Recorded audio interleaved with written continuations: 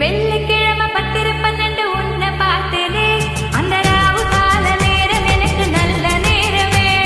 தண்ணியால எனக்கு ஒன்னும் கண்டம் இல்லையே, ஒரு கண்ணியால கண்டம் இன்னும் தெரியவில்லையே. ஆத்துக்குள்ள மீன் பிடிக்க நீச்சல் தெரியணும், காதல் கடலுக்குள்ள முத்தெடுக்க பாய்ச்சல் புரியணும். ஐயா சிவப்பாக இருப்பாளே, ஆமா சிவப்பாக சிவப்பாக